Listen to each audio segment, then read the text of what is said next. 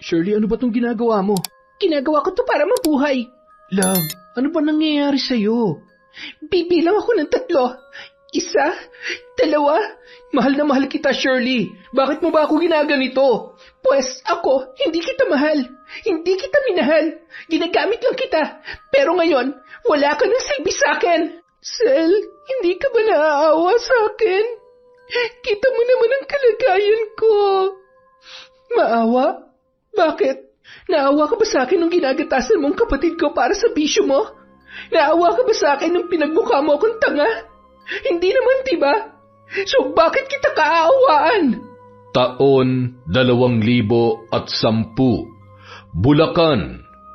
Galit na napamura si Maricel sa bunsong kapatid na si Anthony dahil nalaman niya na 3 araw lamang pumasok sa eskwela ang kapatid sa loob ng linggong yon.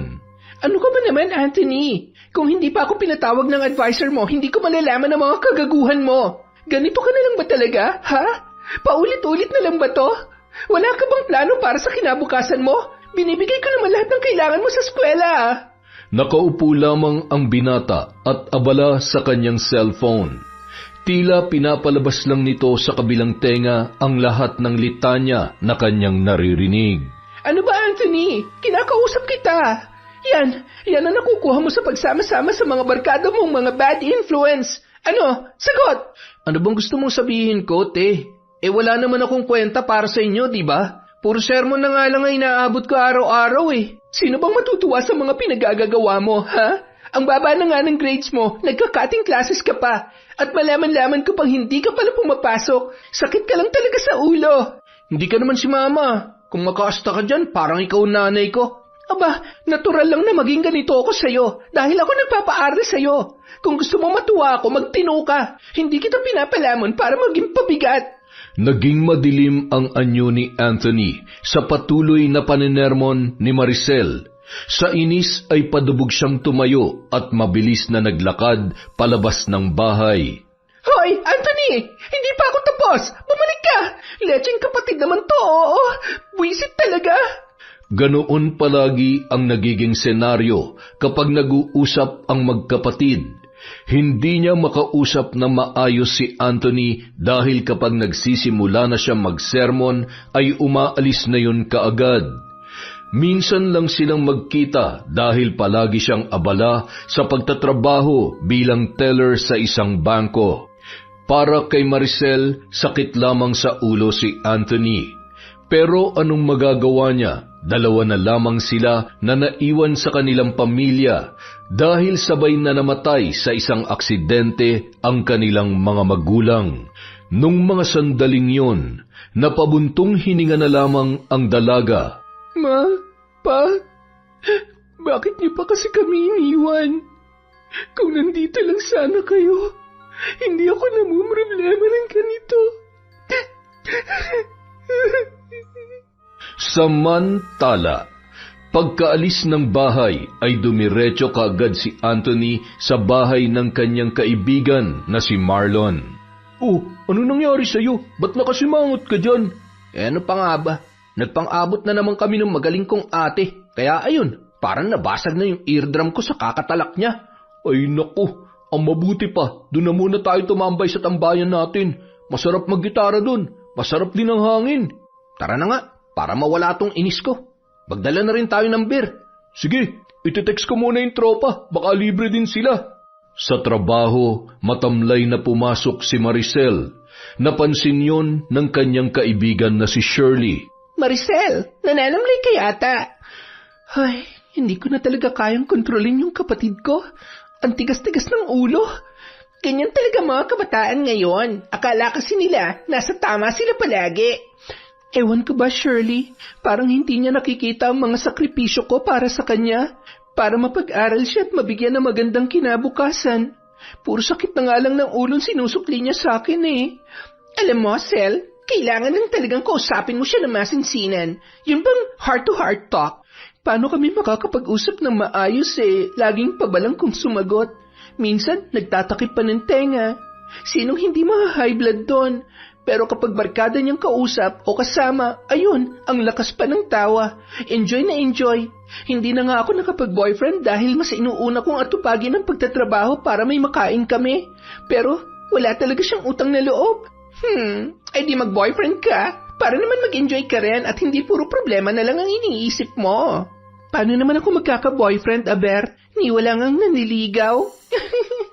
Hindi na problema yon. Sumama ka sa akin mamayang gabi. Maghahanap tayo ng jojowain. Ano? Anong ano? Maghahunting tayo, Maricel. Akong bahala sa'yo. Pagsapit ng uwian, dumiretso na sila sa galaan. Nagpunta sila sa isang disco bar. Uminom at sumayaw si Maricel at pakiramdam niya ay nabawasan ang mabigat na dinadala sa kanyang dibdib. Ang saya-saya pala dito. Sinabi mo pa. Kung alam ko lang na mag-e-enjoy ako sa ganitong lugar, di sana nun ko pa ginawa.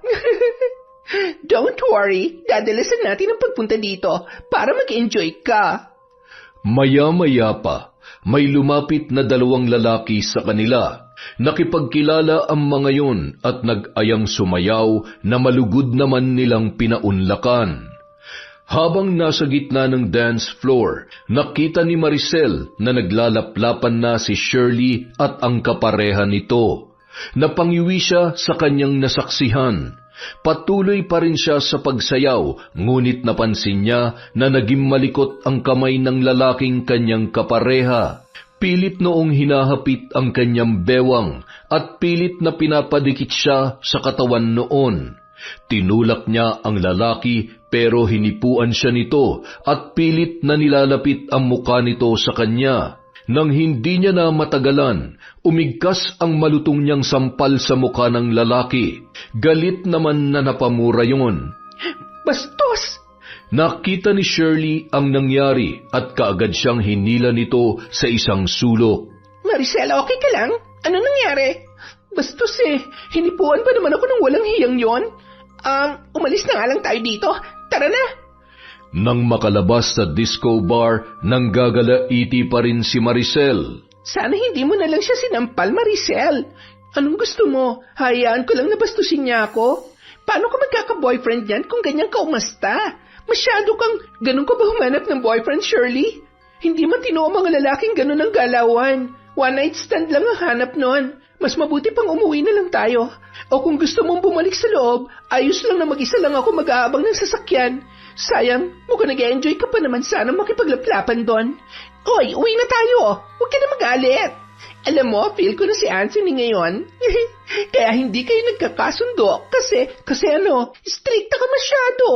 Alam nga naman pumayag na lang ako kahit hindi ko gusto, na kahit alam ko mapapasama ako. Never ako mapagsasamantalahan ng iba, lalo pat hindi ko type. Kung type mo pala yung lalaki, okay lang na hipuan ka at halikan? Hoy, syempre hindi. Kailangan niya muna akong ligawan. Anong tingin mo sa akin? Kagaya mo na kahit kanino na lang pumapatol? Ay, grabe ka sa akin. Alam mo kung hindi lang kita friend, nagtampo na ako sa'yo. Mas mabuti na yung pranka, Shirley. Saka, ngayon ka pa ba magtatampo? Ilang taon mo na akong kilalang ganito. Kaya nga, umuwi na nga lang tayo. Baka kung saan na naman mapunta yung paglilitanya mo. Pagdating sa bahay, mainit pa rin ang ulo ni Maricel. 11:30 na ng gabi. Akala niya natutulog na si Anthony sa silid nito. Ngunit biglang nagbukas ang pintuan sa main door ng kanilang bahay at pumasok ang kanyang kapatid na pasuray-suray sa paglalakad. Saan ka galing? Sa mga barkada ko, sa mga taong tunay na nagmamahal sa akin. Lasing ka?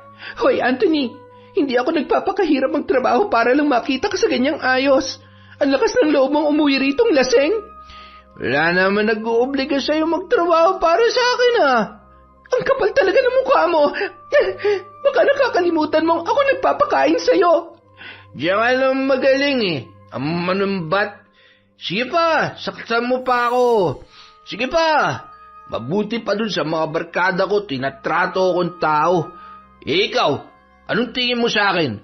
Walang silbi.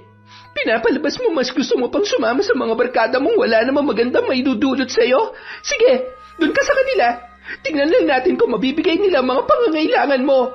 Pagkatapos magsalita ng dalaga, padabog na lumabas ng bahay si Anthony. Saan ka pupunta? Sabi mo, dun ako sa kanila, di ba?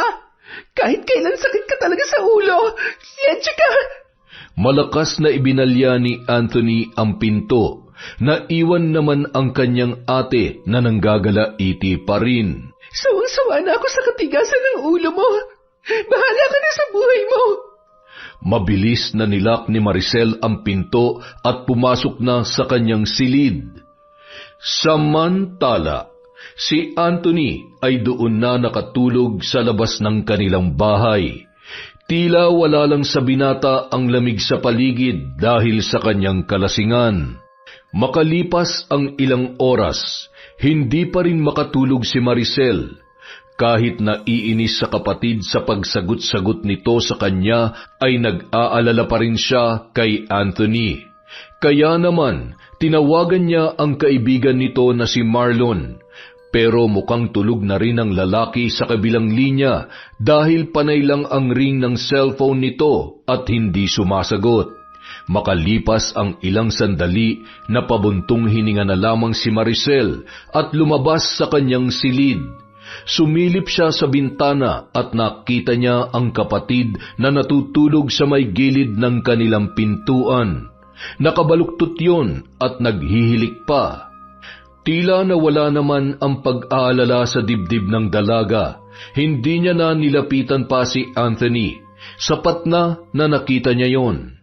Ay, ano bang gagawin ko para magtino ka, Anthony? Isang araw, nalaman na lang ni Maricel ang biglaang pag-resign ng kanyang kaibigan na si Shirley. Nais niya magtanong dito kung bakit umalis sa trabaho ngunit hindi na niya makontak ang kanyang kaibigan. Kilala si Maricel sa trabaho bilang isang istrikta at masungit. Wala siyang ka-close doon maliban kay Shirley. Yun lang kasi ang nakakasabay sa kanyang mood. At dahil sa biglaang paglalaho nito, wala na tuloy siyang mapagsabihan ng kanyang mga problema na laging tungkol sa kapatid niya na si Anthony. Ano ba kasing nangyari sa babaeng yon? Hindi na rin makontak. Ay... Makalipas ang 2 buwan, noon lamang nagpakita sa kanya ang kaibigan. Nagulat pa siya nang makita yon sa labas ng kanilang bahay. Shirley, ikaw ba yan? Oo naman. Aba, 2 buwan lang tayong hindi nagkita, hindi mo na ako nakikilala. Nakakatampo naman. Halika, pasok. Kumusta ka ng babae ka, ha? Alam mo, makukurot kita sa singit. Malaki ang kasalanan mo sa akin. Nagyakapan pa ang dalawa bago pumasok sa loob ng bahay. Saan ka ba nagpunta at ngayon ka lang nagpakita? Bakit umalis ka sa trabaho? Hindi mo man lang ipinalam sa akin, tapos hindi ka pa makontak. Ano ba nangyari sa'yo, ha? Dahan-dahan lang, mahina ang kalaban. Alam mo, pakainin mo kaya muna ako. Hindi pa kasi ako naghahapunan eh. Ikukwento ko lahat na nangyari sa akin, basta busog ang sikmura ko. Kaagad namang ipinaghanda ni Maricel ang kanyang kaibigan. Habang kumakain, pinagmasdan niyong mabuti ni Maricel. Nangayayat si Shirley, lumalim ang mata at maputla na rin ang balat. Bigla siyang napaisip kung ano nga kaya ang pinagdaraanan ng kanyang kaibigan. Natahimik ka dyan, Sel. Ha? May iniisip lang ako. Sige, kumain ka lang dyan. Pasensya ka na, Sela. Gutom na gutom talaga kasi ako eh. Ang totoo niyan, 1 araw na akong walang kain. Nagkaproblema kasi ako. Mahilap ang pera sa akin ngayon, kaya heto, kinapalan ko na mukha ko na pumunta dito para makakain. Saka, alam mo Shirley, kung ano man yung problema mo, sabihin mo na lang. Baka makatulong ako sa'yo. Ang totoo niyan, sobrang laki ng problema ko ngayon. Hindi ko alam kung saan ako kukuha ng malaking halaga para malutas ang problema ko. Bakit? Ano bang problema mo? Nakadispal ko ako ng pera, 100,000. Nascam kasi ako eh. May isang kakilala nag-offer sa akin ng investment kasi nga malaki ang tubo. Akala ko kikita ako pero naloko ako nung nagalok sa akin. Ngayon hinahabol na ako ng kakilala ko dahil nga sa perang hiniram ko. Nakakala niya ako ng iskam sa kanya. Hindi siya naniniwalang na scam lang din ako. Nabiktima lang kaming dalawa. Naku, problema nga yan. Kaya ka ba huminto sa trabaho natin dahil dyan? Oo, akala ko kasi nasa pag-i-invest ko na yan ang swerte ko eh. Yan ang napala mo. Paano ang daya-daya mo kasi? Wala ka naman kasing pasabi na magre-resign ka na pala. Bigla ka na lamang nawala. Hindi pa matawagan. Ganyan ka ba talaga? Kapag yumayaman na, nag-iiba ng ugali? Sorry talaga, Sel. Siguro masyado lang ako na-excite nun. Kaya hindi ko na nabanggit sa'yo. Nag-iba na rin kasi ako ng numero tapos nakalimutan ko pang isave ang number mo. Pero huwag ka mag-alala. Ibibigay ko tong new number ko sa'yo ngayon. Jesus, pambawi, ganon. Sandali lang ha. May kukunin lang ako sa kwarto. Pagtalikod ni Maricel, siya namang pasok sa loob ng bahay ni Anthony. Napakunot pa ang noo niya nang makita ang isang babae sa harap ng hapag. Kaagad namang ngumiti si Shirley sa kanya nang mapansin ang kapatid ni Maricel. Hi! Hula ko ikaw si Anthony. Yung kapatid ni Maricel? Oo, ako nga. Kaibigan ka ng ate ko? Oo, ako si Shirley. Halika, kain tayo. Marami naman itong hinanda ng ate mo eh. Saluhan mo ako. Hula ko, hindi ka pa naghahapunan. Sige. Kung kasing ganda mo naman ang kasalo ko sa hapunan, hindi na ako tatanggi. Uy, nang bola pa. Nakakahiya naman. Hindi yun bola, totoo kaya yun. Oh, Anthony, nandito ka na pala. Maghapunan ka na, sabayan mo na si Shirley. Saan ka ba nang galing? Basang-basa ka na naman ng pawis. Dun kila Marlon. Napasarap yung basketball eh. Magbibihis lang ako. Excuse muna, Shirley ha. Sige, Anthony. Hintayin na lang kita para sabay na tayong kumain. Napatingin pa si Maricel sa kapatid na nagmamadaling nagtungo sa sariling silid para magbihis ng panibagong damit. Anong sabi nun? Shirley? Shirley lang talagang tawag niya sa'yo? Kahit kailan talaga, pasensya ka na ha. Hindi ka na ginalang ng kapatid ko. Anong hindi? Ang bait kaya niya. Saka, ang pogi pala ng kapatid mo, Maricel. Hot na hot. Tingin ko bagay kami. Gaga, 17 years old lang yon. 26 ka naman ng Shirley. Ano naman? Age doesn't matter naman, di ba? Lukarit ka talaga. Biglang natahimik ang dalawang babae sa paglapit ni Anthony.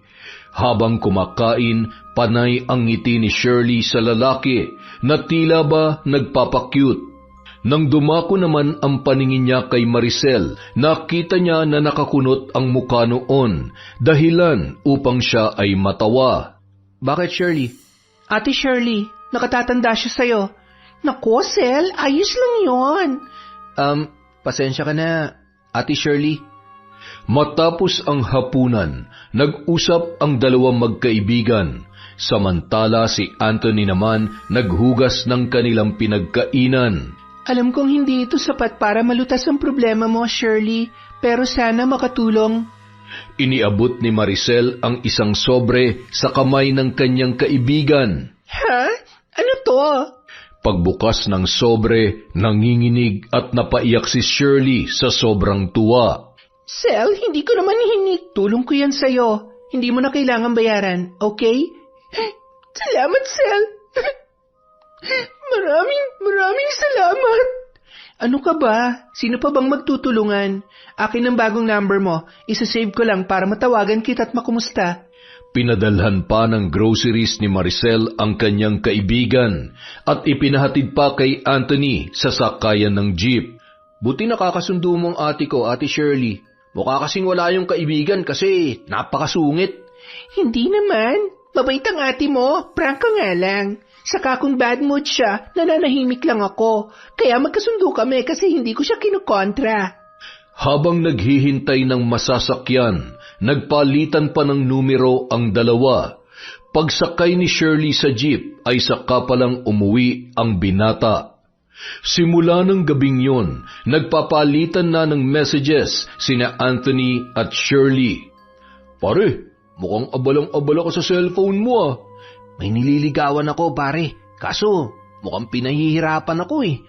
Naku, kailangan lang ng konting pampakilig yan. Daanin mo sa mga mabulaklak na salita, pre.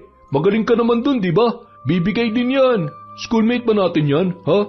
Hindi, pero kikitain ko siya ngayon para masabi niyang hindi ko siya ginugood time. Yan, ganyan dapat. Matapang. Ipakita mo may bayag ka, pre. Samantala, napapangiti naman si Shirley habang nagsusuklay ng buhok. Nasa loob siya ng inuupahang silid at hinihintay ang pagdating ni Anthony. Bagong ligo siya at natatakpan lang ng tuwalya ang buo niyang katawan.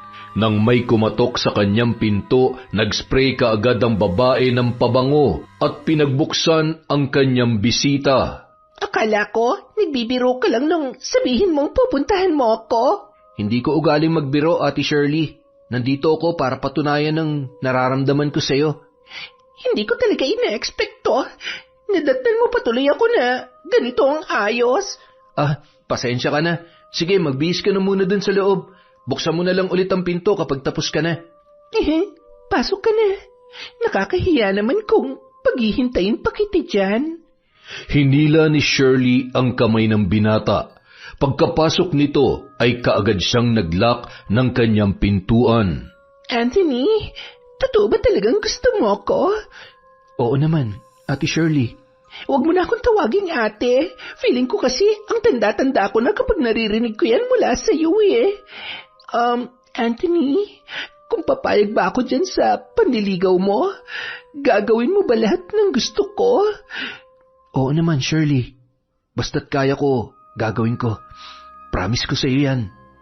Napangiti ng malapad si Shirley sa sinabi ng binata. Mabilis niyang kinalas ang tuwalya sa kanyang katawan at inihulog yon sa sahig. Kaya mo ba akong paligayahin? Hindi lang ngayon kundi sa lahat ng pagkakataon? Biglang natigilan si Anthony sa ginawa ni Shirley. Hindi niya akalain na gagawin yon ng babae. Ilang beses siyang napalunok habang titig na titig sa katawan ng kanyang kaharap. Anthony, ano na? Hinihintay ko ang sagot mo. Lumapit pa si Shirley sa lalaki. Tila gahibla na lamang ang kanilang pagitan. Ramdam niya ang mabilis na pagtibok ng puso ng lalaki. Nang sunod-sunod na tumango si Anthony, ay napangiti si Shirley at kaagad na ginawaran ng mainit na halik sa labi ang binata. At doon na nagsimula ang mainit na tagpo sa pagitan ng dalawa. Nang araw na yon, naging magnobyo na sina Anthony at Shirley, ngunit kailangan nila yung ilihim sa kanilang mga kakilala dahil ayaw ni Shirley na malaman yon ni Maricel. Alam mo, love, mabait naman yung ate mo. Kailangan mo lang siyang sundin. Huwag mo siyang kontrahin sa mga gusto niya dahil para naman yun sa ikabubuti mo. Mahal na mahal ka kaya ng ate mo. Hindi mo lang yun nakikita kasi nagre-rebelde ka. Tumatak sa isip ni Anthony ang mga sinabing yon ni Shirley. Naisip niya na baka nga laging mainit ang ulo ng kanyang ate dahil pagod na sa trabaho at nagiging pasaway pa siya. Marami pa ang sinabi ni Shirley sa kanya tungkol sa mga hinaing ng kanyang ate Maricel. Lagi siyang pinapaalalahanan ni Shirley na magsumikap na mag-aral dahil yon ang makapagpapasaya sa kanyang ate. Naging inspirasyon ng binata ang kanyang nobya. Araw-araw na siyang pumapasok sa eskwela. Hindi na rin siya gaanong sumasama sa mga lakad ng kanyang mga kabarkada. Uy pre, may liga sa kabilang lungsod. Sumama ka naman sa amin. Baka nakakalimutan mo na kami. Nako pre, hindi ako pwede. May lakad kasi kami ng girlfriend ko. Mukhang tinamaan ka na talaga sa girlfriend mong yan ah. Pinagpalit mo na agad kami sa kanya. Nakakatampo ka naman. Ano ka ba naman pre? Kaibigan niyo pa rin naman ako. Alam mo namang first time ko magka-girlfriend, di ba? Pagbigyan mo na ako. Teka, kailan mo ba ipapakilala sa amin yung love of your life na yan, ha? Hindi pa namin siya namimit, ha? Makikilala niyo rin siya. Sa ngayon kasi, hindi ko pa siya pwedeng ipangalandakan sa inyo eh. Mahihain kasi yun. Asus, in love ka na talaga. Sige, mauna na ako. Di ka ba talaga pwede? Hindi nga, kulit mo naman eh. Sige na. Sa paglipas ng mga araw, napansin ni Maricel na nagsisipag na sa pag-aaral ang kanyang kapatid. Hindi na rin yon ginagabi ng uwi katulad ng dati. Napaisip siya kung bakit mukhang may pagbabago kay Anthony, kaya isang umaga kinausap niya yon. Hoy, may sakit ka ba? Wala naman, te. Nag-away ba kayo ni Marlon? Huh? Hindi naman. Bakit? Napansin ko lang kasi na kapag wala kang pasok, dito ka lang nagkukulong sa bahay. Kaya naisip ko baka may away kayo ng mga tropa mo. Mas gusto ko na kasing tumambay ngayon dito sa bahay, te. Magpapakabait na rin ako. Ate, baka naman pwedeng makahingi ng panload. Naubusan na kasi ako eh. Asus! O siya, sige. Bibigyan kita kasi mukhang nagiging mabait ka naman na ngayon. Sana tuloy-tuloy na yung kabaitan mo, ha, Anthony? Salamat, te, ha. The best ka talaga. Asus, ng bola pa. O, heto na ang panload mo. Aalis na ako. Dumaan pa ang mga araw. Mukhang patuloy ang pagpapakabait ni Anthony sa kanyang kapatid. Natutuwa naman ang dalaga sa nakikitang pagbabago nito. Magandang araw po, Ate Maricel. Nandiyan po ba si Anthony? Wala, hindi ba kayo magkasama? Sabi kasi niya may lakad siya eh. Akala ko ikaw ang kasama niya. Naku, ate, madalang na nga kami magkita eh. Yayayain ko kasi sana siya ngayon sa birthday ng isang tropa namin. Ganun ba? Ano naman kaya ang pinagkakaabalahan ng kaibigan mong yon, Marlon? Panigurado, kasama niya ngayon yung jowa niya. Jowa? Si Anthony may jowa? Hindi ko yata alam yan ah. Taga saan daw yon? Ay teka, anong jowa ba yan? Babae ba o lalaki? Siyempre po, babae. Aba, malay ko ba kung bakla? Babae po, saka hindi naman po pumapatol si Anthony sa mga bakla. Nandidiri kaya yun. So taga saan yun? Maganda? Mabait? Magalang? Naku ate, yan ang hindi ko masasagot. Hindi pa kasi namin yun nakikita eh. Ayaw pa ipakilala ni Anthony kasi nga mahihain daw. Ewan ko ba sa kaibigan kong yun? Mukhang tinamaan po talaga sa babae. Hindi na nga siya sumasabay sa mga trip namin ngayon eh. Simula nung maging sila. Kung ganoon, mabuti naman. Kung sino man ang babaeng yon, nagpapasalamat ako sa kanya kasi naituwid niya si Anthony. Hindi na siya sakit sa ulo ko ngayon, nakakaiwas pa siya sa pagbabarkada. Grabe ka naman, Ate Maricel. Para mo namang sinasabi na bad influence kami kay Anthony. Oy, ikaw may sabi niyan ha, hindi ako Marlon. Napakamot ulo na lamang ang binata, sabay nagpaalam ng umalis. Samantala, nasa inuupahang silid ni Shirley si Anthony. Masaya nilang pinagsasaluhan ang init ng kanilang mga nag-aalab na damdamin. Love, isang buwan na rin tong relasyon natin at masaya ako na dumating ka sa buhay ko. Masayang masaya rin ako, love. Love, pwede ba akong humiling sa'yo? Pasensya ka na ha, pero gipit na gipit talaga ako ngayon eh. Ano yun, love? Sabihin mo lang, gagawin ko ng paraan. Ano kasi hindi ko pa nababayaran yung upa dito. Baka naman pwedeng ikaw na muna magbayad. Ibabalik ko na lang sa'yo kapag sumahod na ako. Walang problema, love. May konting ipon naman ako. Ako nang bahala. Saka, wag mo nang bayaran yun. Dalawa naman tayong nakikinabang sa kwartong to di ba? Thank you, love. Hulog ka talaga ng langit sa akin. Huwag ka mag-alala. Paliligayahin kita buong maghapon ngayong araw.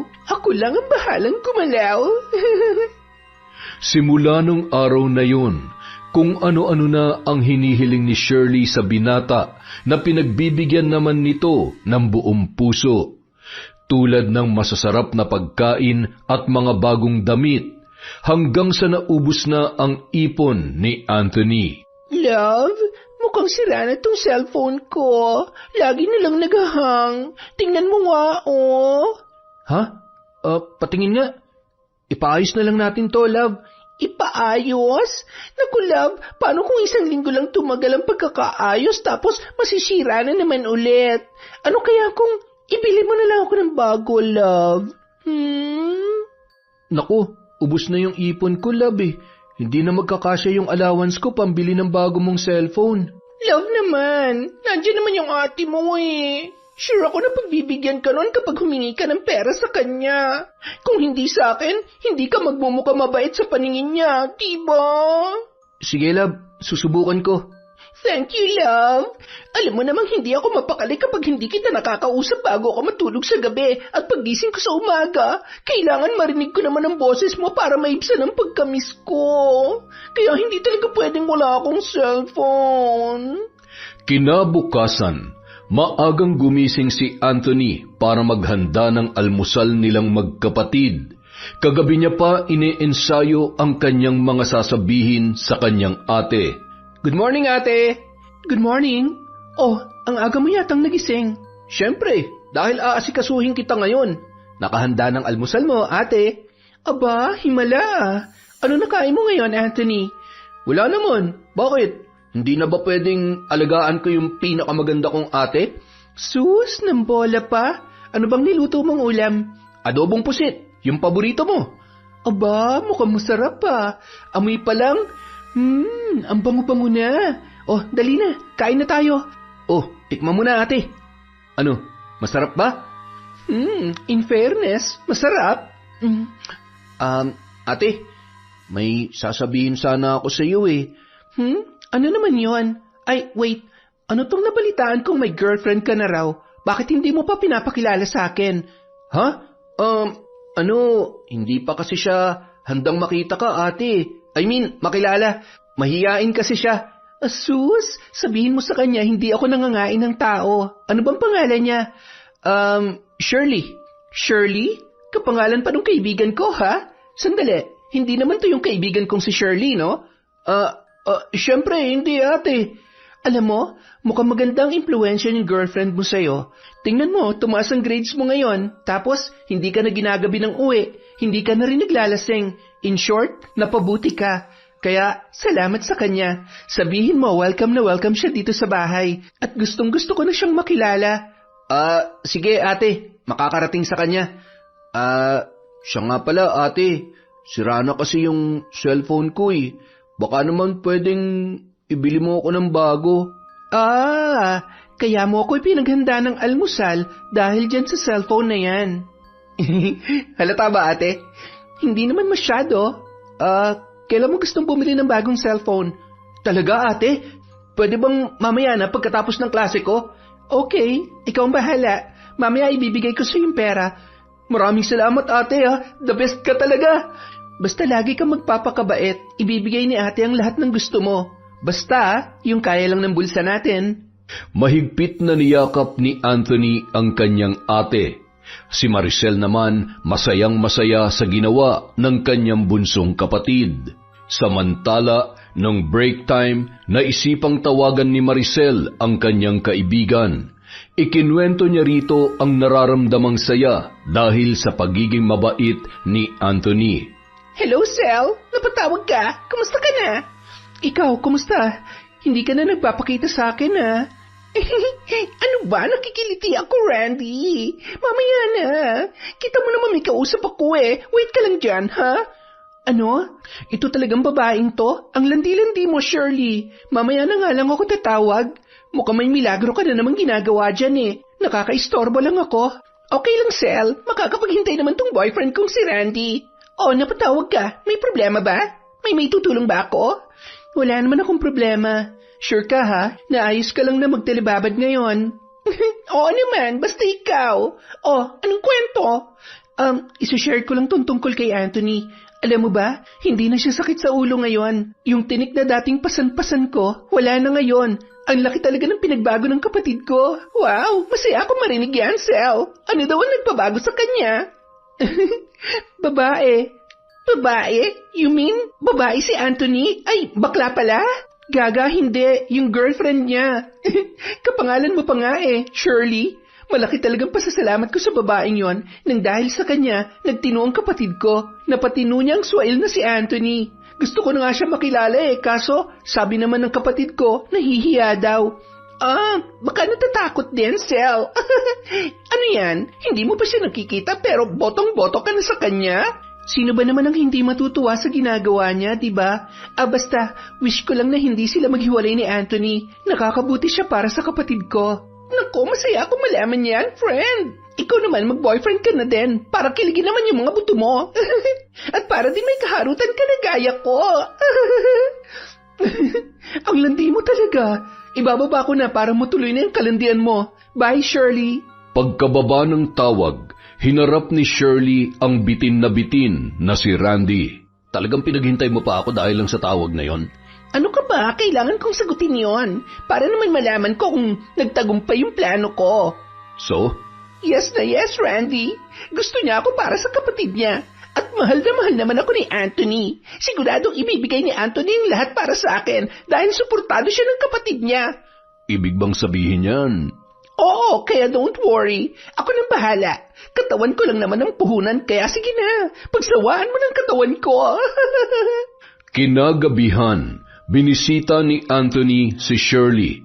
Dala niya na ang bagong cellphone na binili niya para sa babae. Love, ano nangyari? Mukhang matamlay ka ngayon Pagod na pagod ako sa trabaho, love eh. Ikaw ba naman ang maghapong nakatayo? Alam mo, love, ba't ba kasi napunta ka sa pagiging lady guard? Di ba magkasama naman kayo sa trabaho ni ate dati? Ay, may mga bagay talaga na mahirap ipaliwanag, love. Pero masaya naman ako ngayon sa trabaho ko kahit nakakapagod. Saan ka nga ba nagagwardya, love? Hanggang ngayon kasi, hindi mo pa rin sinasabi sa akin.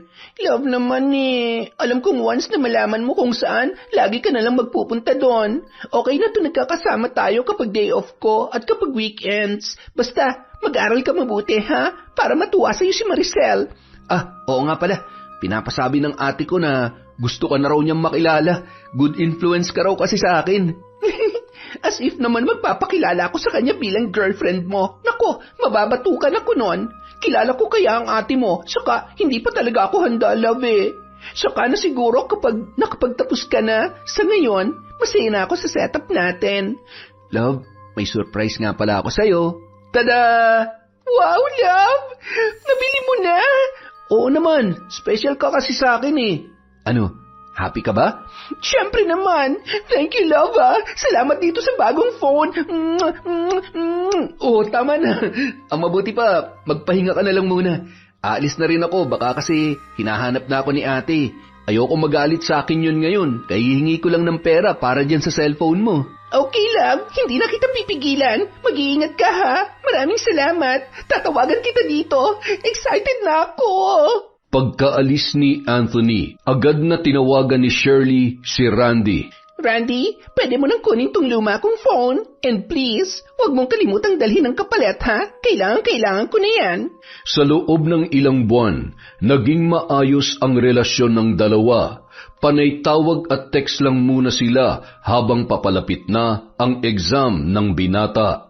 Gusto kasing makakuha ng mataas na marka ni Anthony para maipagmalaki naman siya ng kanyang ate Maricel. Agad na sinang-ayunan naman yon ng kanyang kasintahan na si Shirley.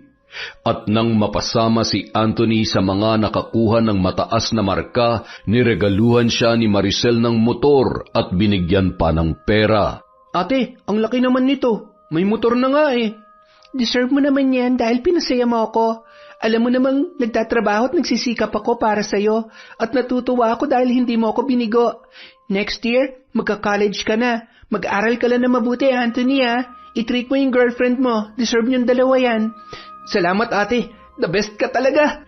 Hindi na tumawag o nag-text si Anthony kay Shirley dahil gusto niyang surpresahin ang pinakamamahal na nobya. Dumiretso na siya sa inuupahan nito. Nakailang katok pa siya bago siya pinagbuksan ng babae. Naggulat pa si Anthony nang bumungad sa kanya ang anyo ni Shirley. Magulo ang buhok, magulo ang damit, malalaki ang nangingitim na eye bags, at iba ang kanyang amoy. Tila hindi yun naliligo. Love, bakit hindi mo sinabing pupunta ka dito?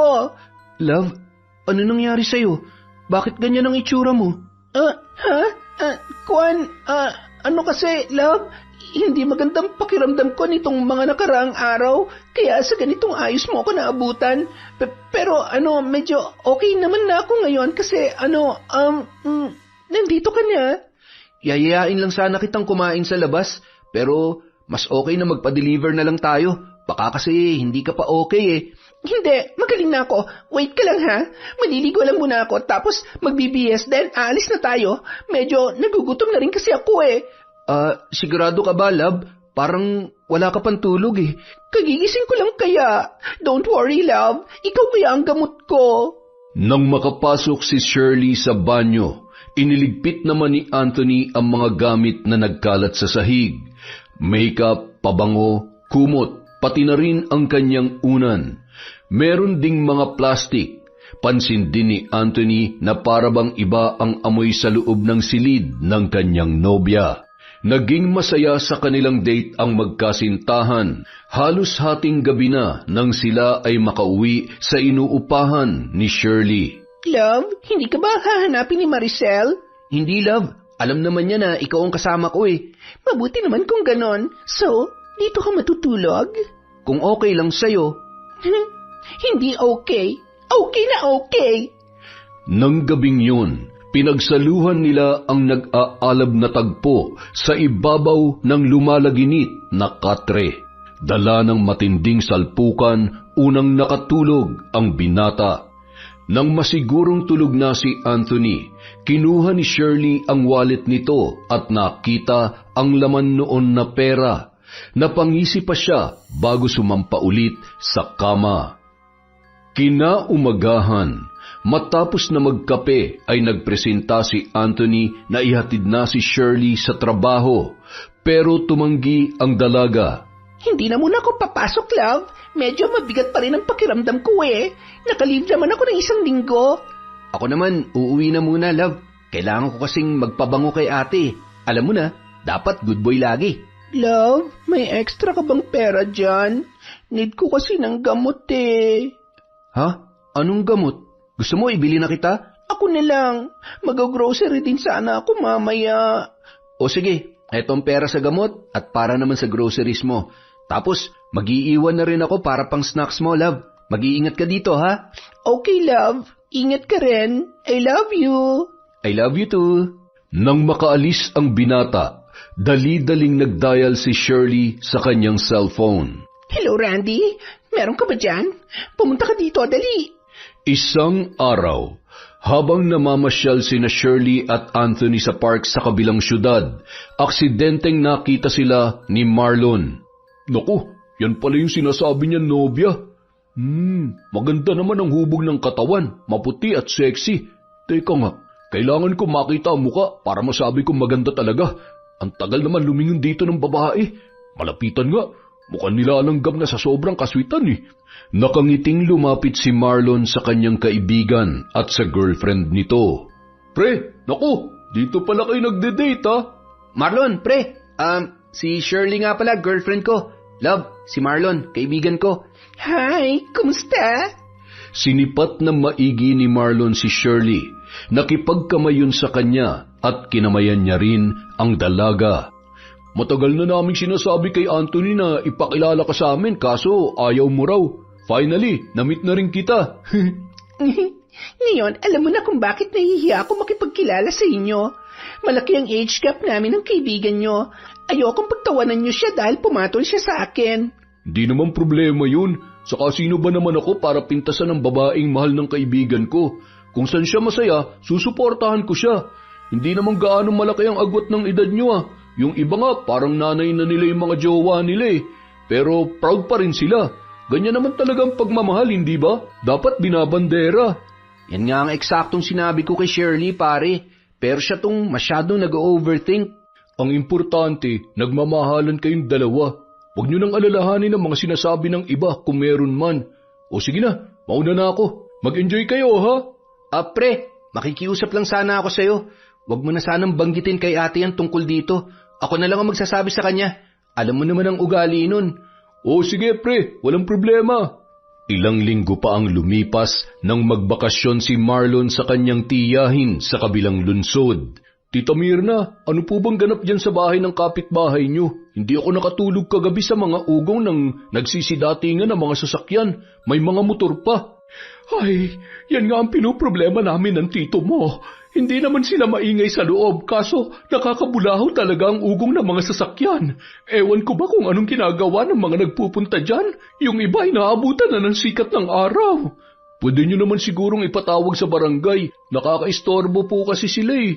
Alam mo kasi Marlon, natatakot kami magsumbong dahil may kapit yan sa malalaking tao. Ayoko may mangyari masama sa pamilya ko dahil sa pakikialam namin sa kanila. Po, ano pong ibig niyong sabihin? Atin-atin lang to ha, wag mo ipagsasabi sa iba. Yan kasing si Randy, tulak yan, malakas ang kapit niyan. Ano pong tulak? Nagbebenta yan ng ipinagbabawal na gamot. Yang mga nagpupunta dyan sa bahay niya, mga parokyano niya yan. Oras na magsumbong kami, tiyak na malalagay sa alanganin ang buhay namin.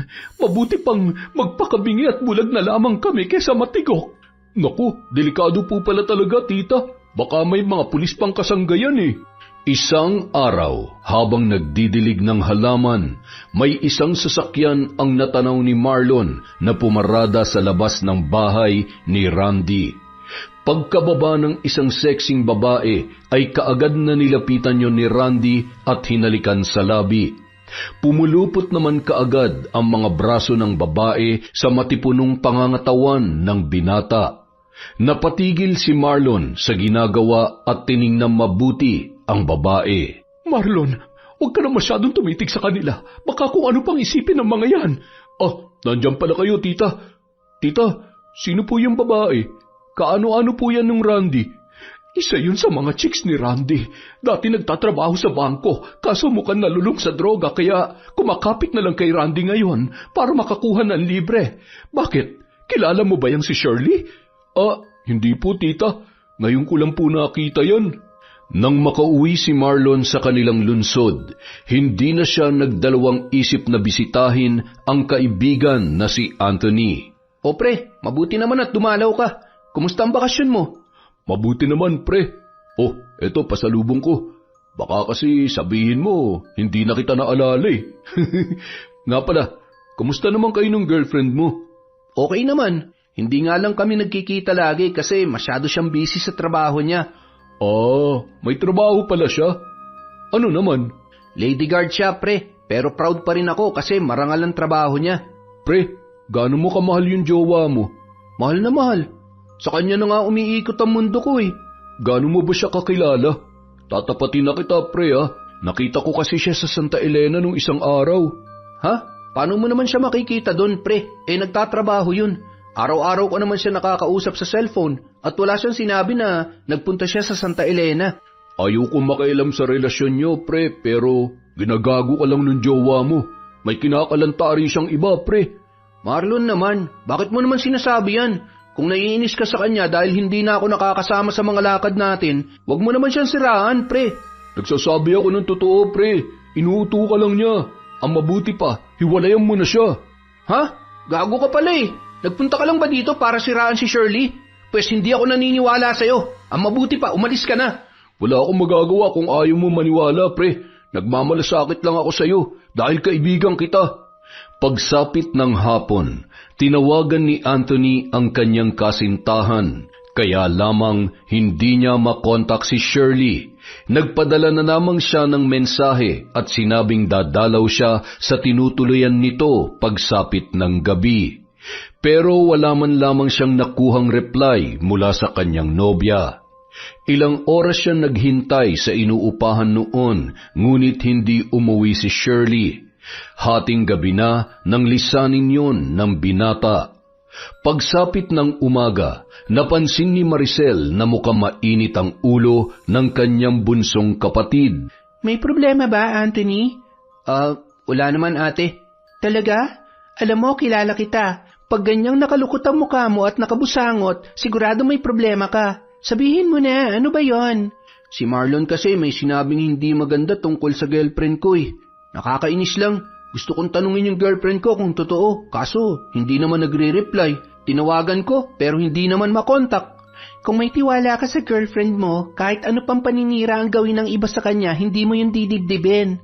Lahat naman tayo may mga bad sides, at sa tingin ko naman, mabuting tao yung girlfriend mo. Tingnan mo nga na ilayo ka niya sa mga barkada mong masama ang impluensya. Baka busy lang din siya o baka lowbat kaya hindi makontak. Pagsapit ng tanghali, tumawag si Shirley sa kanyang nobyo. Kaagad namang napawi ang inis at pag-aalala na nararamdaman ni Anthony.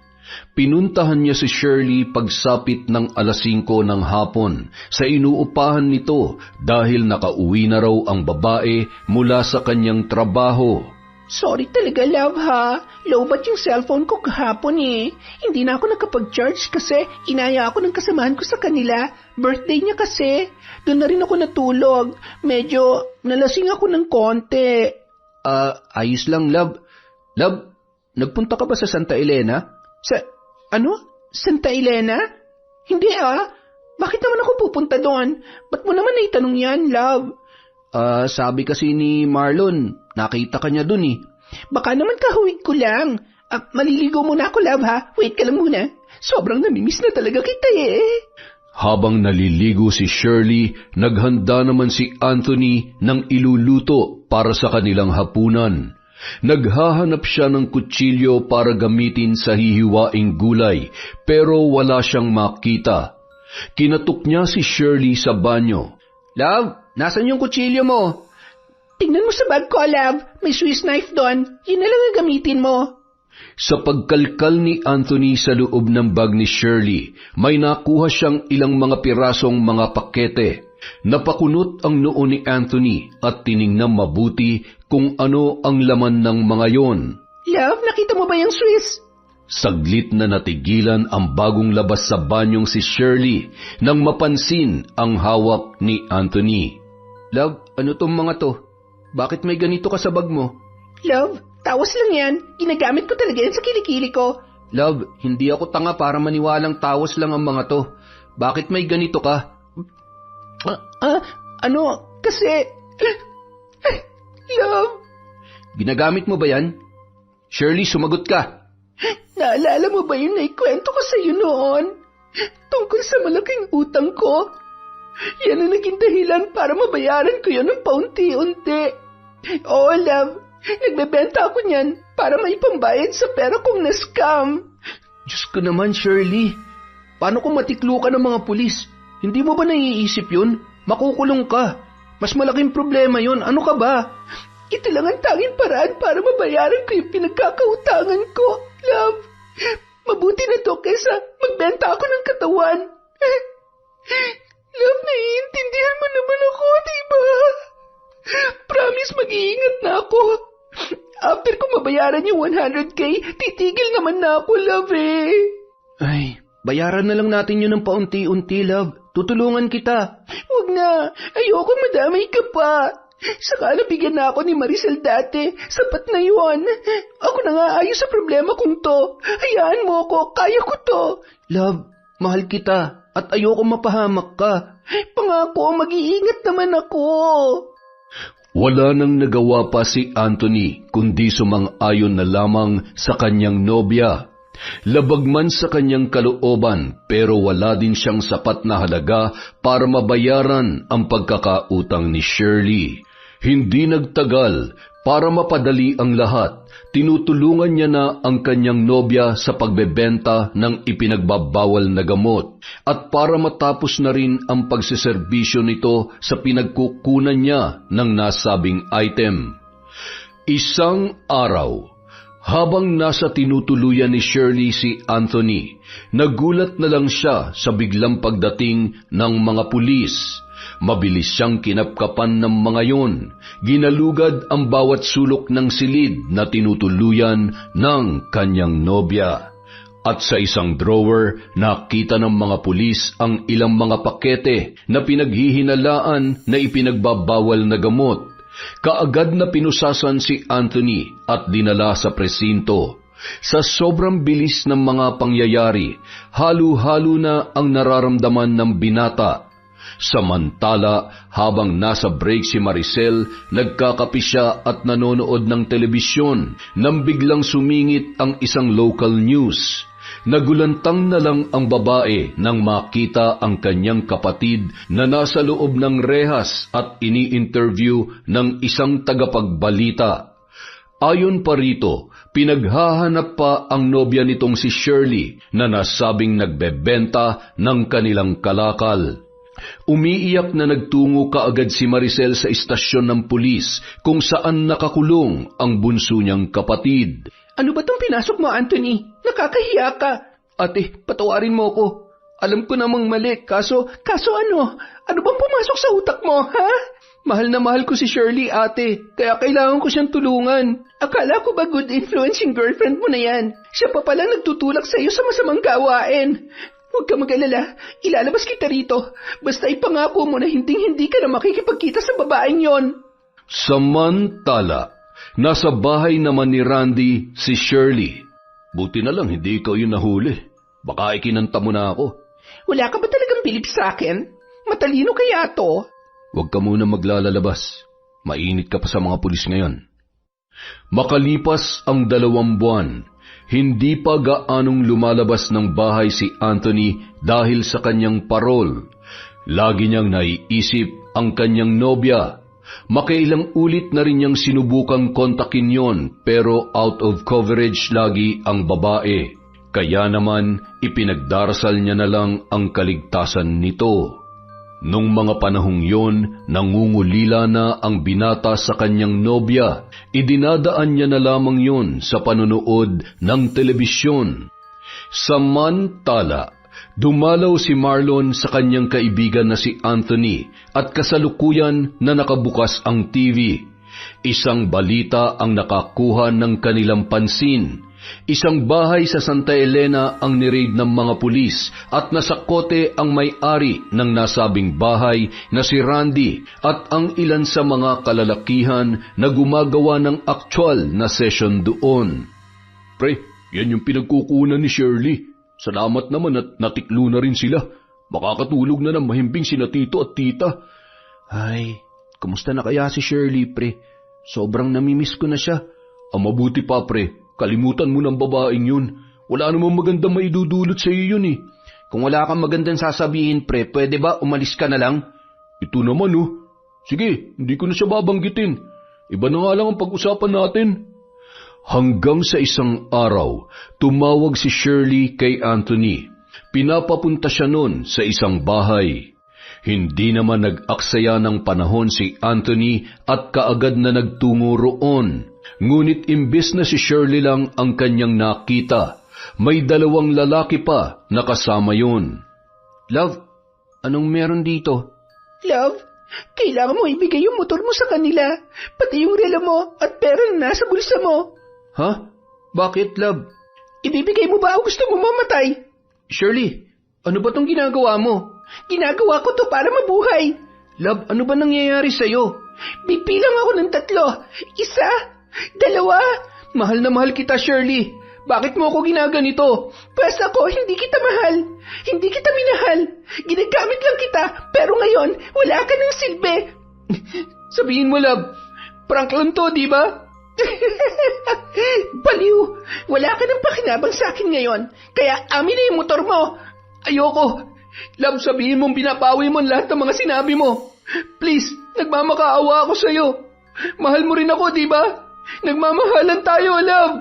Lumuhod pa si Anthony sa harap ng kanyang kasintahan para magmakaawa. Hinawakan niya ang kamay nito at paulit-ulit na hinalikan. Pero naging mas matigas pa ang anyo ng muka ni Shirley. 3! Nagpatuloy pa rin sa pagsusumamo si Anthony. Sumenya si Shirley sa mga kasama at pinabugbog ang binata. Pinagtulungan ng 2 lalaki si Anthony hanggang sa hindi na siya makatayo. Ilang tadyak pa ang tinamo niya hanggang sa nawalan na siya ng malay. Mabilis namang umalis sina Shirley sakay ng humaharurot na motorsiklo ng binata. Samantala, Isang tawag ang natanggap ni Maricel mula sa di kilalang numero. Ipinaalam ng tumawag na nasa isang hospital ang kanyang kapatid na nagtamo ng maraming pasa sa buong katawan. Ilang sandali pa napasugod ang dalaga sa ospital nang hihinang lumapit si Maricel sa kanyang kapatid na noon ay naka-oxygen. Anthony, sinong gumawa nito sa'yo? Ate, sorry. Bakit ka nagsasorry? Wala kang kasalanan kay ate. Magpagaling ka. Sorry, kasi hindi ako nakinig sa'yo. Sabi mo, wag akong makipagkita kay Shirley. Pero ginawa ko. Tama ka po, ate. Wala siyang magandang may dudulot sa akin. Anthony, ayos ka lang? Diyos ko, Anthony! Nurse! Idiniklarang namatay si Anthony dahil sa tinamong internal bleeding. Anthony! Kapatid ko! Isinusumpa ko! Pagbabayarin ko at pananagutin ang gumawa nito sa'yo. Ipinapangako ko yan.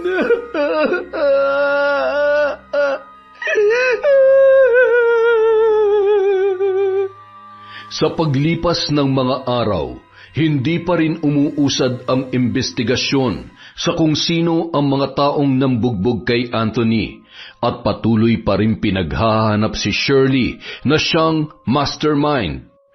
Ate Maricel, wag po kayong mawala ng pag-asa. Makakamit din natin ang hustisya.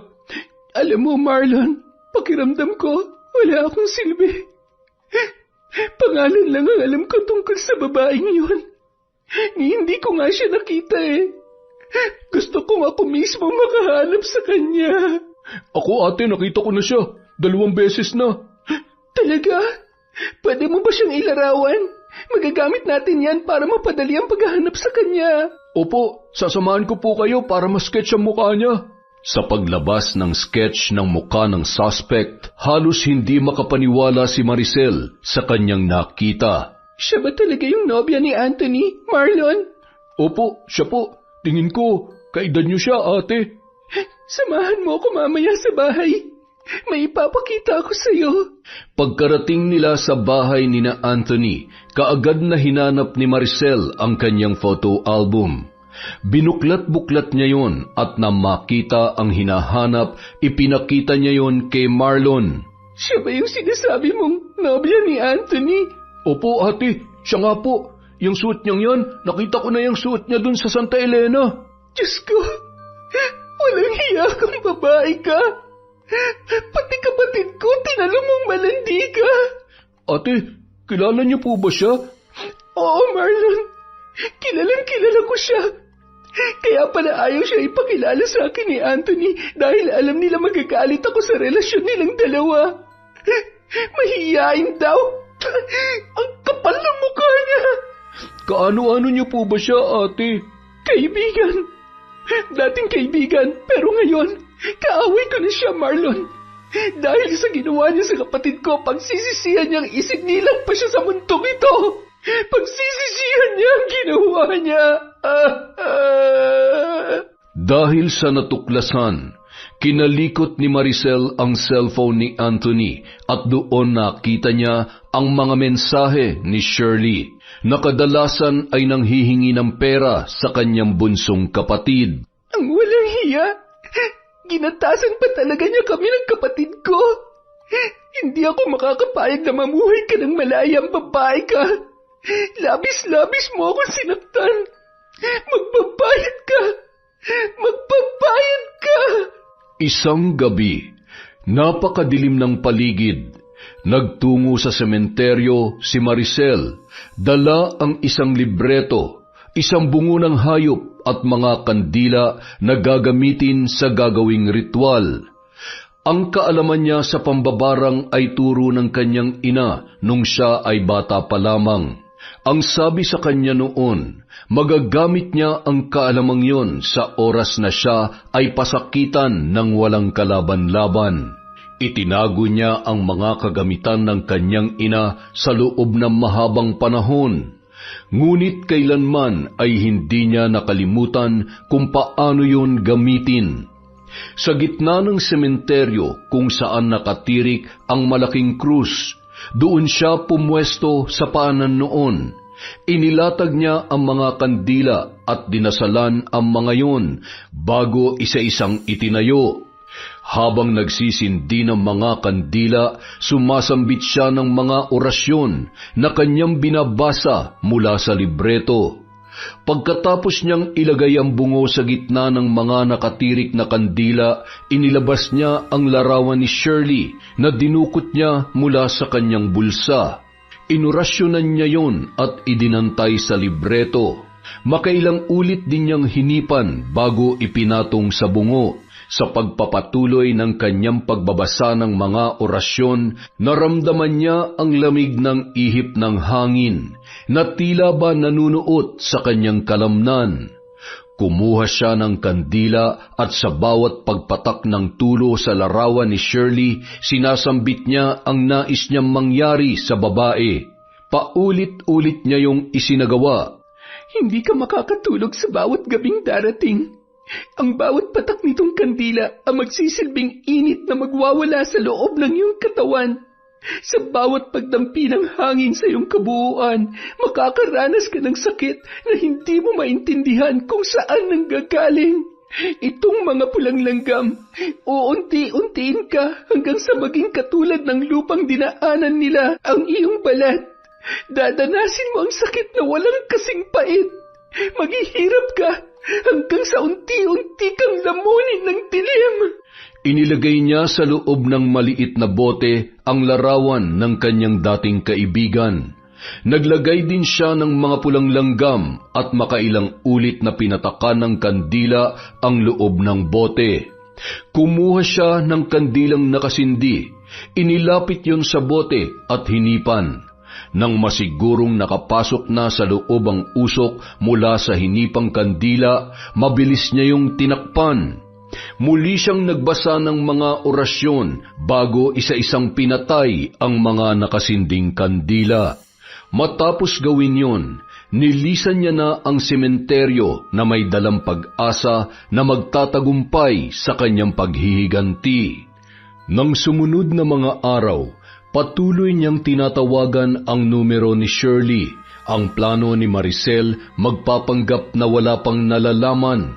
Tatawagan niya ang babae at kukumustahin bilang si Maricel na kaibigan ni Shirley at aarte siyang normal na wala pa ring kaalam-alam sa mga nangyari.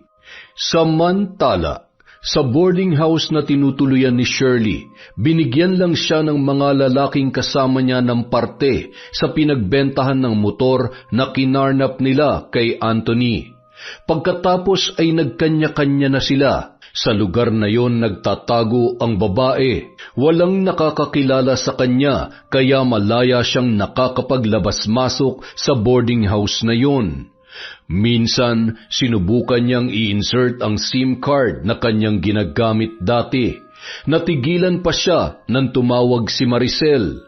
Nagdadalawang isip ang babae kung sasagutin niya ba yon dahil baka alam na ni Maricel ang naging relasyon nila ng kanyang kapatid at maging ang pagkakasangkot nito sa pambubugbog kay Anthony. Pero sa huli, sinagot niya pa rin ang tawag ng kanyang dating kaibigan. Hello? Hello, Shirley? Naku naman, buti na lang nakontak na kita. Kumusta ka na? Ayos lang ako, Sel. Ikaw, kamusta ka na? Eto, hindi pa rin matanggap ang pagkawala ng kapatid ko. Nawawala si Anthony? Wala na si Anthony, Shirley. Patay ng kapatid ko. Pinatay siya ng mga nagnakaw ng motorsiklo niya. Ang sabi ng mga pulis, hold up daw tapos nauwi sa carnap. Natigilan si Shirley sa kanyang narinig. Hindi niya naman ginustong patayin ang binata. Ipinabugbog lang niya yon para hindi naman laban pa at para matangay nila ang motorsiklo. Dahil kailangan nilang makatakas at makalayo sa lugar na yon. Nadakip na ba mga salarin, Sel? Nakilala ba sila? Yun na nga ang problema eh. Hanggang ngayon wala pang suspect na lumilitaw. Sobrang sakit ng mga nangyari sa kanya, Shirley. Nag-iisang kapatid ko si Anthony. Kaming dalawa na nga lang ang magkakampi. Kinuha pa siya sa akin. Magpakatatag ka, Sel. Pasasaan ba't mahuhuli rin ang mga kriminal? Sana nga, Shirley. Sana nga. Nang matapos ang kanilang pag-uusap, kumbinsidong-kumbinsido si Shirley na wala talagang nalalaman ang kanyang kaibigan. Dahil kung meron man, pinaulanan na siya nito ng masasakit na salita at pagbabanta. Pagsapit ng gabi, sa gitna ng pagtulog ni Shirley, bigla siyang nagising dahil sa init na parang kumakalikot sa loob ng kanyang dibdib.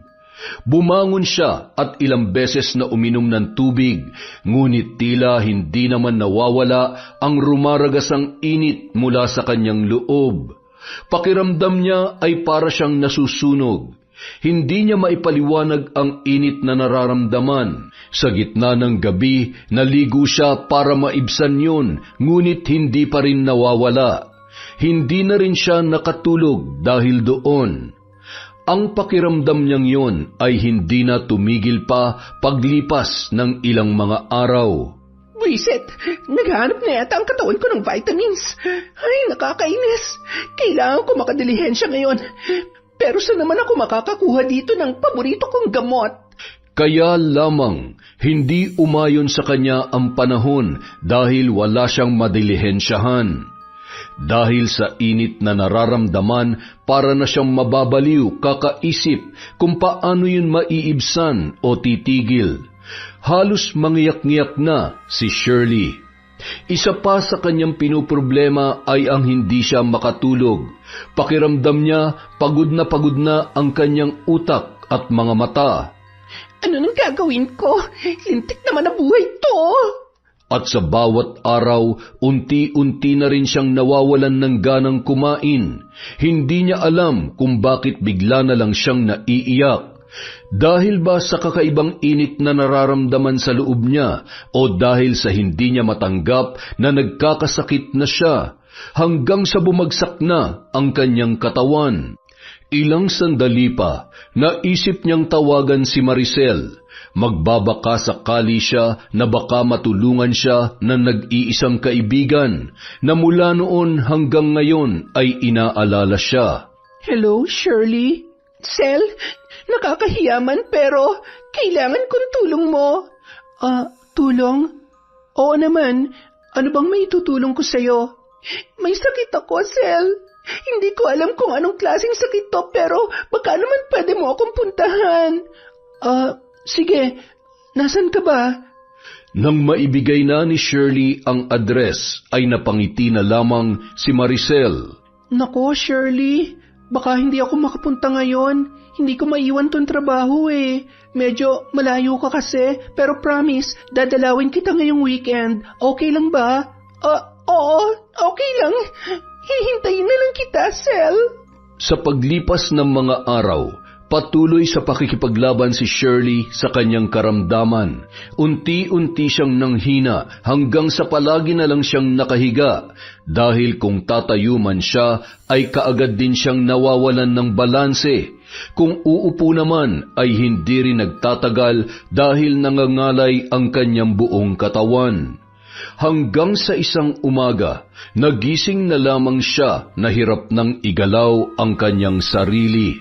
Nagugutom na siya kaya kailangan niyang pagsilbihan ng sarili kahit pa siya ay nahihirapan.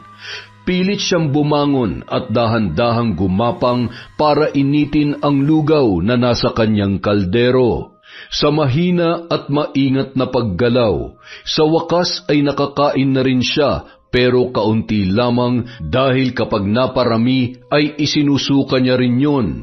Biglang may kumatok sa kanyang pintuan. Inayos niya ang sarili at pinahid ang kamay dahil sa natapon na lugaw, dulot ng panginginig niya habang sumusubo. Bukas yan! Pasok! Nang makitang si Maricel ang bumungad sa kanya, ay napangiti na lamang ang dalaga. Sel, buti naman at napadalaw ka. Salamat sa pagbisita. Kumusta ka naman dito? Hindi ako okay. Tingnan mo ako. Ibang-iba na ang itsura ko kesa dati. Nararapat lang sa'yo yan. Ano? Sel? Deserve mong danasin yan dahil walang hiya ka. Kung tutuusin, kulang pa yan sa lahat ng mga ginawa mo sa akin. Sa amin ang kapatid ko. Isa kang traitor. Anong ibig mo sabihin? Huwag ka na magmaang-maangan, pandemonyo ka. Alam ko ng lahat ng mga kawalang hiyaan mo. Alam mo bang triple ang binigay mong sakit sa akin, ha? Napakawalang hiya mo. Tinuring kitang matalik na kaibigan, Shirley. Itinuring kitang isang kapamilya. Sa'yo ko nagsusumbong ng mga problema ko kasi akala ko mapagkakatiwalaan kita. Pero anong ginawa mo? Niloko mo ako, nilinlang mo ako. At ang pinakamasakit sa lahat, ginamit mong kapatid ko para sa mga kagagahan mo. Wala kang puso. Wala kang utang na loob. Pinatay mo ang kapatid ko, demonyo ka! Sel, tama na. Tama na. Please. Bakit mo nagawa sa amin ang lahat ng ito? Akala ko pa naman mabuting tao ang girlfriend ng kapatid ko dahil nailayo mo siya sa masasamang barkada at bisyo. Yan pala mas malala pang pinagawa mo sa kanya. Nakulong siya dahil sa'yo. Hindi ka pa nakontento, pinagnakawan mo pa siya at pinabugbog hanggang sa mamatay. Ang dapat sa'yo mamatay din, Shirley. Papatayin kita. Sel, hindi ka ba naawa sa akin? Kita mo naman ang kalagayan ko. Maawa? Bakit? Naawa ka ba sa akin nung ginagatasan mong kapatid ko para sa bisyo mo? Naawa ka ba sa akin nang pinagmukha mo akong tanga? Hindi naman, di ba? So bakit pa kita kaawaan? Pinagsisisihan ko ng mga pagkakamali ko, Sel. Ngayon nakakaranas na ako ng ganito. Pwede mo na akong ipakulong. Ipakulong? Hindi. Hindi batas ang sisintensya sa'yo. Kundi ako. Sel, maawa ka. Kailangan ko magpagamot. Please, tulungan mo ako. Handa akong pagbayaran ng lahat sa kulungan. Pinagsisisihan ko na mga nagawa ko. Pakiusap, dalhin mo ako sa doktor. Huli na ang pagsisisi mo, Shirley. Ikumusta mo na lang ako kay Satanas sa impyerno. Taas noong nilisan ni Maricel ang tinitirhan ng dati niyang kaibigan. Samantala, umiiyak naman ang naiwang babae sa kanyang apartment. Sa tulong ng mga kasamahan niya sa boarding house na yon, inalalayan siya ng mga ito dahil sa awa. Binibigyan ng makakain pero hanggang doon lamang dahil hindi nila kayang maipagamot sa doktor si Shirley. Hanggang sa tuluyan ng tila naging lantang gulay ang katawan ng babae. Ang likod niyang palaging nakahiga ay tila ba lupang dinaanan ng mga pulang langgam. Nagkabutas-butas yon ng maliliit at pinamahayan na ng kung anong insekto. Kahit nasasaktan ay wala na siyang nagawa dahil hindi niya na kayang galawin pa ang buo niyang katawan. Pati na ang kanyang mga kamay at paa ay tila nawalan na rin ng lakas upang maigalaw pa. Ang bawat sakit, kirot at hapdi ay tinitiis niya na lamang. Ang tanging nagagawa na lamang ni Shirley ay ang umiyak at impit na humiyaw. Hanggang sa pati ang kanyang mga paa ay pinagpiestahan na rin ng mga pulang langgam. Dahil sa nangangamoy na siya dulot ng hindi paliligo ay hindi na nagtagal pa sa loob ng kanyang silid ang kanyang mga kaboardmate. Nagtatakip sila ng ilong habang naglalagay ng kanyang makakain sa kanyang bibig. Minsan may pinasulat siya sa isang kaboardmate niya. Pangalan yon ng dalawang lalaki na nakasama niya sa pagnanakaw ng motor ni Anthony. Pinakiusap din niya sa mga yon na ibigay yon sa kanyang dating kaibigan na si Maricel. Panginoon,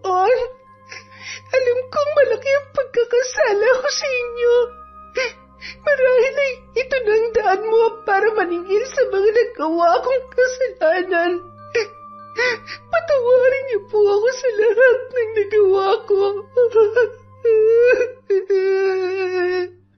Samantala, si Maricel naman ay naghihintay na lang ng tamang oras upang masabi niyang ganap na siyang nagtagumpay sa kanyang paghihiganti. Isang gabi, tahimik na ang buong paligid.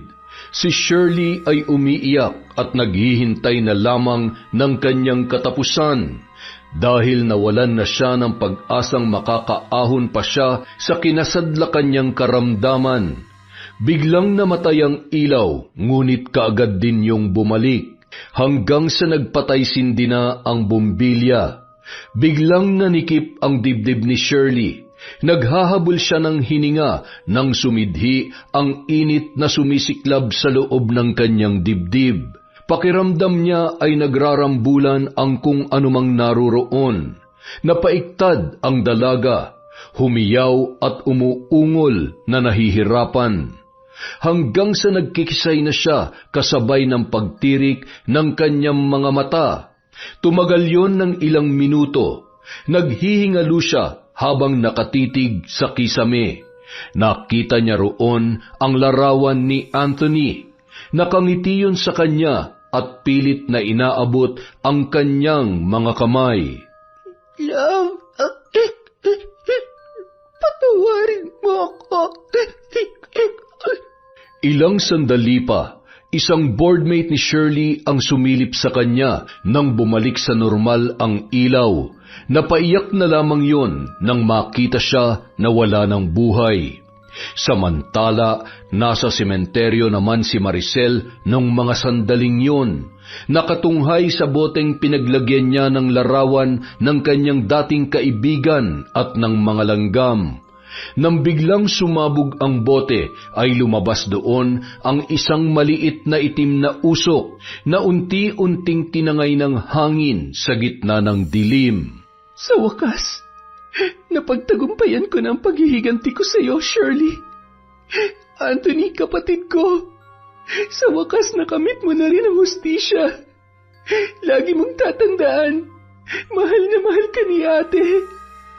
Mahal na mahal kita, bunso. Kinabukasan, isang babae ang lumapit kay Maricel. Ma'am, nautusan po ako ni Shirley na ibigay po ito sa inyo bago siya namatay. Pangalan daw po yan ng mga nambugbog sa kapatid ninyo po. Makalipas ang ilang araw, nadakip ng mga pulis ang dalawang kalalakihan. Nakamit na talaga natin ang hustisya, kapatid ko. Umiiyak na sambit ni Maricel sa ibabaw ng puntod ng kanyang bunsong kapatid. Tunay ngang hindi lahat ng ahas ay nakikita lang sa madamo at masukal na daan. Minsan may mga ahas na makakasama mo at inaakala na mapagkakatiwalaan. Yun! Napakaganda na naman ng kwento na yon.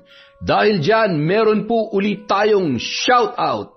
Simulan po natin kay Sora Kasay. Hello po. Hi kay Johnny Zemato. Kay Jesus Alegre. Hi po kay Virgie Latore. Kay Ray, Jenny May, Billy Ray Buendia from Lucy Buendia. Hi po kay Marian Laborte, kay Gay Somodio, kay Finky Rusi 14. Shout out po sa TSS Cubao Fast Laboratories. Sa 15th Avenue kaya to? Hi po kay Jimena de Ocampo. Shout out kay Jobel Baldonasa, kay Irene de Guzman Briones, kay De Lion Gemma. Hi din po kay Pureza Tagiwalo. Hi kay Hana Maylin Segundo, kay Febe Rañada, Resel Galope. Shout out po kay Helen Flores, kay Vilma Bautista, kay Roslyn Jimenez, kay Lydia Lopez. Hi po kay Lurly Encas. Hi po kay Hani Austria, kay Lani Malyari, kay Natalia Maldo, kay Cherry Mukbanger ASMR. Hello din po kay Marites Bryce or Breeze, The Color Purple. Hi kay Ken BJ6BB. Hello din po kay Sandra De Pedro, kay Ramil Corpus, kay Christy Tayubal, kay Red Gaspar. Shout out po kay Robert Crimen, kay Pinky Ko, kay Josie Aniban, Kathy Garments, Jonah Lopez Bachancilia. Hi din po sa RGW Garments, from Basta Mage ako. Hi din po kay Rudy Aliaga, kay Liza Albitos, kay Vivian Encando at sa kanyang anak. Hello po sa inyo. Shout out po kay Nena Dizon, kay Colin Hilario, kay Kriste Lifestyle TV. Tama po ba yung pronunciation ko ng Kriste? Hi din po kay Sally Roldan, kay Angelina Ay, kay Kuy Xiao TV, Edgardo Fontanilla, boss. Hi po sa Daloso family, kay Ate Donna, kay Triste Marie Ann Balondo, at Noli Lacorte from Lynn Kaunes. Hi po kay Elpidia Impas, kay Salvacion Roldan, Sam Escobar, Poging si Matthew Ruiz. Hello po kay Emmanuel Christian Zorilla. Hi din po kay Margie Banosong, kay Michelle de la Cruz, kay Mariel Tabuan. Happy birthday po kay Mel Santarita, December 12. Ano na ba ngayon? Sakto. Hi po kay Mercy Aninyon. Shout out po kay Erold Juan Austin, kay Ge Ukol, kay Connie, kay Jennifer Bermejo Maymay. Shout out po kay Jocelyn Murilla, kay Janet Cisneros, kay Jessica Sobremonte at sa kanyang asawa. Hello po kay Rhea Vargas, kay Elsa Havinia, kay Miss Maura, Adam Lasa, Aida Sikander, Rachel Ignacio, kay Aneng QR, Monica Nieves, Sydney Crosswind, Hayashi Megan, Nympha Arcal, kay Vicky Abut, kay Gina De Luna, kay Kakunyang. Hello din po kay Ergil Cruz, Teresita Reyes, babaeng mandirigma. Hello po kay Lucila Arnejo, kay Limuel Alindo, Chris Alcantara. Shout out kay Rida, kay Rosel Granada, kay Winnie Belnas, kay Lynn Manicane. Happy birthday po kay Laura na nasa England, from your sister Marian of Osaka, Japan. Hi po kay Kimpoy Feliciano, kay Crystalline Navarro, Annalisa Diga from Roxanne Diga. Hello din po kay Estela da Silva, kay Milaine Jordaline Concepcion, Trabador Arines, kay Journaline Arbado, Glessy Bothwell, Margaret, Jocelyn Abarquez, kay Alma Mihay Ayon, kay Majin Arellano, kay Jerry Serna, kay Nanet Rana, Ellen Manibo, Christine Labandero, Susan Mantilla at Alvin John A. Santos. Maraming salamat po sa walang sawang pagsuporta sa Kwentong Enteng.